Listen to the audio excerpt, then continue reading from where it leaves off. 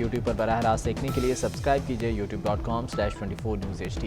Head lines آپ جان چکے، خبروں کی تفصیلات کی جانب بڑھتے ہیں۔ ترجمان پاک فوج نے ابھینندن کی رہائی کو کسی اور چیز سے جوڑنا انتہائی گمراہ کن قرار دے دیا۔ کہتے ہیں ابھینندن کو جنیوا کنونشن کے تحت رہا کیا گیا۔ انہوں نے کہا کہ پلوامہ واقعے کے بعد بھارت کو منہ کی کھانا پڑی، بھارت نے بزدلانہ حملہ کیا، ہم نے دن کی روشنی میں جواب دیا۔ ڈی جی ISPR کا کہنا تھا کہ کل پاکستان کی فتح کو ایک بیان سے متنازع بنانے کی کوشش کی گئی۔ منفی بیانیہ بھارت کی شکست اور ہزیمت کو کم کرنے کے لیے استعمال کیا جا رہا ہے۔ ایسے منفی بیانیے کے قومی سلامتی پر براہ راست اثرات مرتب ہوں گے۔ مسلم لیگ نون کے رہنما ایاز صادق نے قومی اسمبلی میں کل دیے جانے والے بیان پر وضاحت دے دی۔ ان کا کیا کہنا ہے آپ کو بھی دکھاتے ہیں۔ جو میں نے کل statement floor of the house پہ دی، میں Indian media, Indian television اور جو ٹویٹس آ رہے ہیں دے آر ٹوٹلی کانٹرری جو میں نے بات کی۔ یہ مس رپورٹ ہو رہے ہیں، مس کوٹ کیا جا رہا ہے اور یہ بالکل غلط بات کر رہے ہیں۔ ابھینندن جب پاکستان آئے تھے تو ابھینندن کو مٹھائی بانٹنے نہیں آئے تھے، انہوں نے پاکستان پہ حملہ کیا تھا اور پاکستان کی فتح ہوئی تھی جب ابھینندن کا جہاز پاکستان نے گرایا تھا۔ مگر جب Imran Khan prime minister of Pakistan نے پارلیمنٹری لیڈرز کی میٹنگ بلائی تو جو سول لیڈرشپ تھی جس میں شاہ محمود قریشی صاحب اور عمران خان صاحب تھے، عمران خان صاحب کے پاس تو اتنی ہمت نہیں ہوئی چونکہ ماتھے پہ اتنا پسینہ تھا اور پریشان تھے، کس کے کہنے پہ یہ کر رہے تھے، کیا پریشر تھا ان کے اوپر، وہ انہوں نے ہم سے شیئر نہیں کیا چونکہ وہ میٹنگ میں نہیں تشریف لائے۔ اور شاہ محمود قریشی صاحب نے آ کے یہ کہا کہ ہم ان کو واپس کرنا چاہ رہے ہیں، نیشنل انٹرسٹ کی خاطر ہم نے یہ کیا۔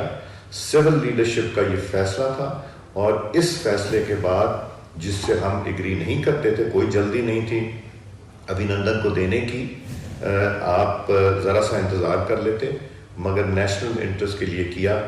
مگر ویکنس سول لیڈرشپ کی اس میں نظر آئی جو کہ فیصلہ عمران خان صاحب نے کیا، تو جو مجھے مس کوٹ کیا جا رہا ہے۔ وفاقی وزیر اطلاعات شبلی فراز کہتے ہیں ابھینندن سے متعلق بیان ایاز صادق نے دشمن کو خوش کرنے کے لیے دیا۔ ابھینندن کو جنیوا کنونشن کی وجہ سے رہا کرنے کا فیصلہ کیا۔ ایاز صادق کو معافی مانگنا ہوگی، اس سے کم پر ہم نہیں مانیں گے۔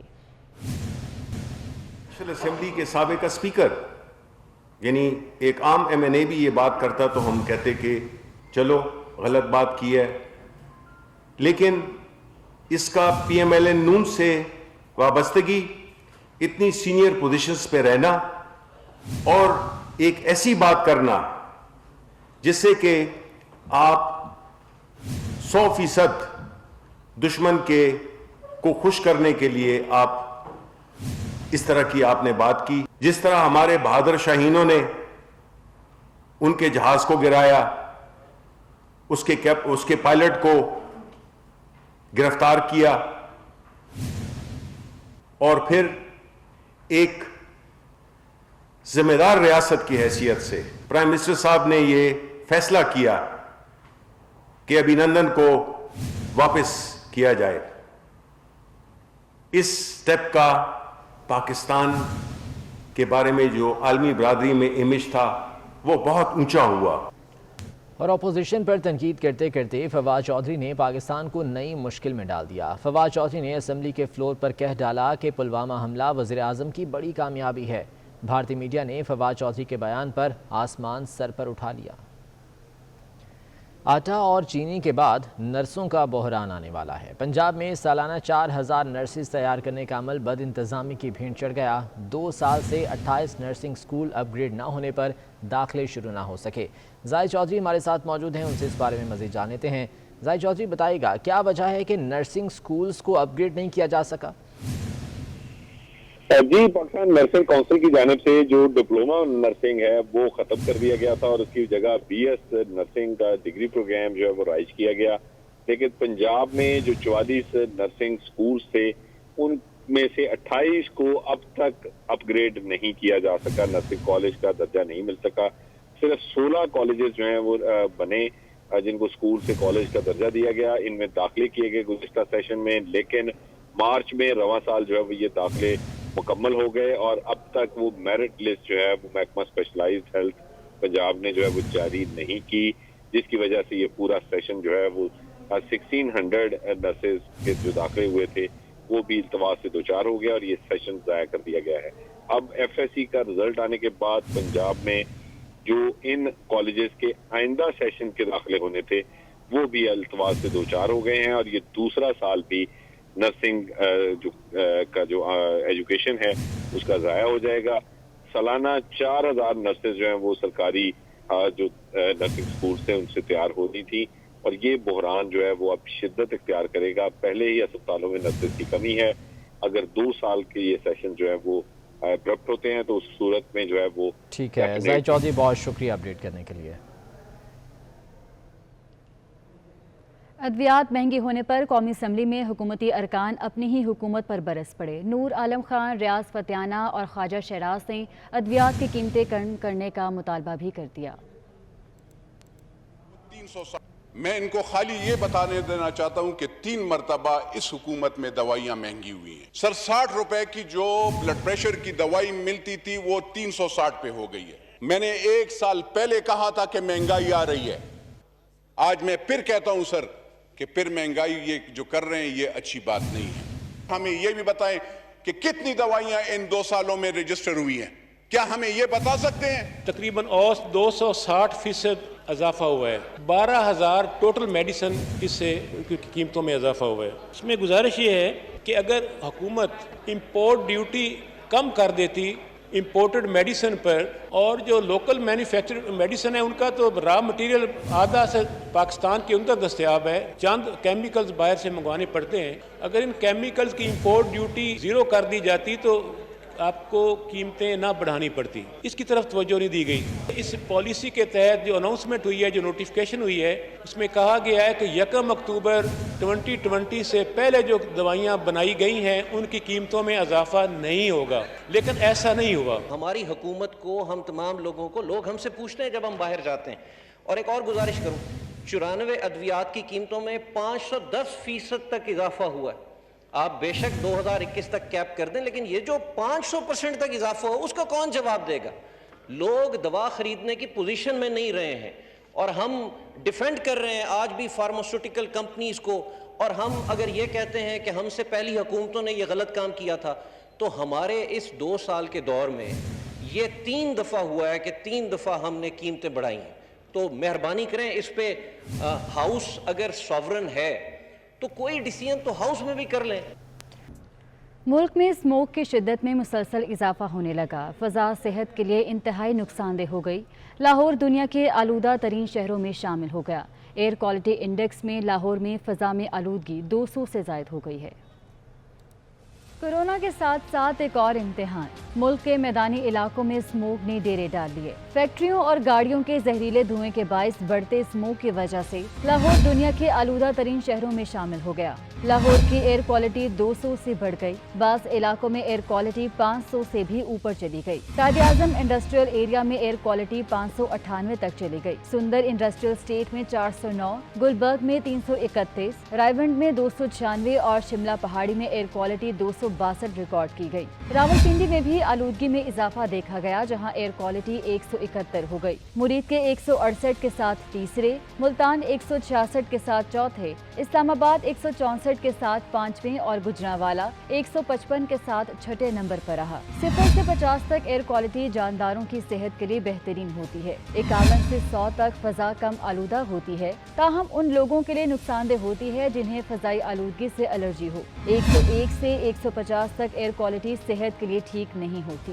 151 سے 200 تک ایئر کوالٹی صحت کے لیے انتہائی غیر مناسب ہوتی ہے. 201 سے 300 تک ہیلتھ الرٹ جاری کر دیا جاتا ہے. 301 سے 500 تک ہیلتھ وارننگ جاری کر دی جاتی ہے.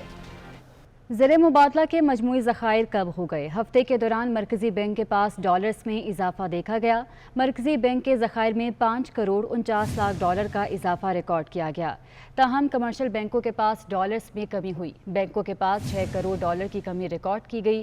زر مبادلہ کے مجموعی ذخائر 51 لاکھ ڈالر کی کمی سے 19 ارب 29 کروڑ 65 لاکھ ڈالر رہ گئے ہیں.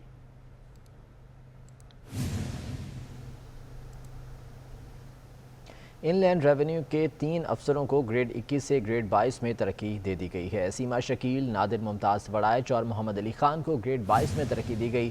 فیڈرل بورڈ آف ریونیو نے باضابطہ نوٹیفیکیشن جاری کر دیا ہے۔ پاکستان آڈٹ اینڈ اکاؤنٹس کے اجمل گوندل کی گریڈ 21 سے 22 میں ترقی ہو گئی ہے۔ اہم ترقیاں کی گئی ہیں۔ ان لینڈ ریونیو کے 3 افسران کو گریڈ 21 سے گریڈ 22 میں ترقی دی گئی ہے۔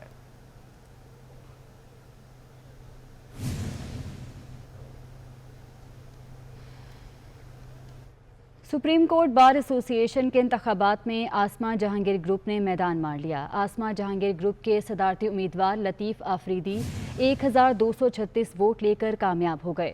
حامد خان گروپ کے امیدوار ستار خان 968 ووٹ حاصل کر سکے۔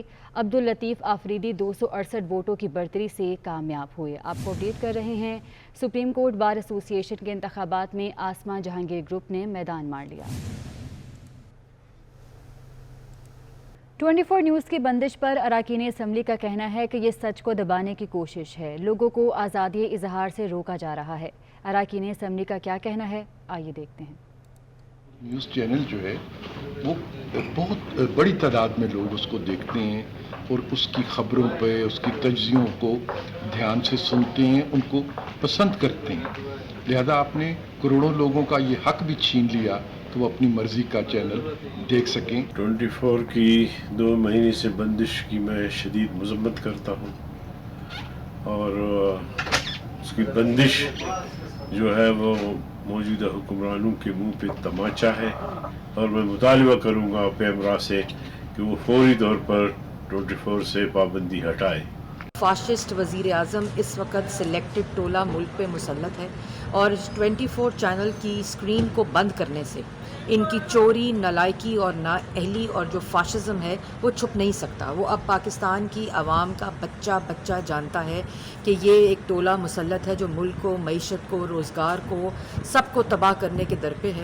فوری طور پر 24 کو کھولنا چاہیے۔ چینل 24 کی بندش کا بالکل کوئی جواز نہیں ہے، یہ زیادتی ہے اور یہ قدغن ہے۔ آج کل ورسٹ حالات ہیں میڈیا پہ، اور انشاءاللہ اس کے لیے ہم لڑ رہے ہیں، اور 24 کھلنا چاہیے۔ میں اس بندش کی سخت الفاظ میں مذمت کرتی ہوں۔ 24 ٹی وی کو فوری طور پہ بحال کرنا چاہیے۔ جو چینل گورنمنٹ کی برائیاں بتائے، ان پہ مثبت تنقید کرے، اس کو بھی یہ بند کرنے کا حق رکھتے ہیں، حالانکہ یہ سراسر غلط بات ہے۔ اور یہ پیمرا کو چاہیے کہ گورنمنٹ کی کارکردگی اور چینلز کی کارکردگی کو الگ الگ انداز سے دیکھا کریں۔ میڈیا کی آواز کو کھولنا چاہیے، اور چینل 24 جو کہ اپنا ہمیشہ بہت کلیدی کردار ادا کرتا ہے، we are all supporting channel 24۔ وزیر اعظم کو پارلیمنٹ حملہ کیس میں بری کر دیا گیا۔ وفاقی وزراء شاہ محمود قریشی، شفقت محمود، پرویز خٹک اور اسد عمر سمیت دیگر ملزموں پر 12 نومبر کو فرد جرم لگے گی۔ صدر مملکت عارف علوی کو استثناء کے باعث کیس داخل دفتر ہی رہے گا۔ ڈاکٹر طاہر القادری بدستور اشتہاری رہیں گے۔ اسی بارے میں احتشام قیانی کی رپورٹ دیکھیے۔ وزیراعظم عمران خان کو پارلیمنٹ حملہ کیس میں 6 سال بعد بری کر دیا گیا۔ انسداد دہشت گردی عدالت کے جج راجہ جواد عباس نے محفوظ فیصلہ سنا دیا۔ صدر مملکت عارف علوی کو صدارتی استثناء کے باعث ان کی حد تک کیس داخل دفتر رہے گا۔ شاہ محمود قریشی، پرویز خٹک، شفقت محمود، اسد عمر، جہانگیر ترین، شوکت یوسفزئی اور علیم خان سمیت تمام ملزمان کو 12 نومبر کو فرد جرم عائد کرنے کے لیے طلب کر لیا گیا ہے۔ عدالت نے مرکزی ملزم مبشر علی کو بھی بری کر دیا۔ طاہر القادری کو بدستور اشتہاری قرار دیا گیا۔ تحریک انصاف کے 2014 کے دھرنے کے دوران پارلیمنٹ پر حملے کے جرم میں وزیراعظم عمران خان اور پی ٹی آئی رہنماؤں کے خلاف مقدمہ درج کیا گیا تھا۔ دوسری جانب شاہ محمود قریشی نے نواز شریف کے خلاف درج مقدمے کے اخراج کی مخالفت کر دی۔ عدالت نے اس کیس سے متعلق فیصلہ محفوظ کر لیا۔ جج نے ریمارکس دیے کہ یہ جوڈیشل نہیں بلکہ ایڈمنسٹریٹو آرڈر ہے، آئندہ ہفتے فیصلہ کر دیں گے۔ احتشام کیانی، 24 نیوز، اسلام آباد۔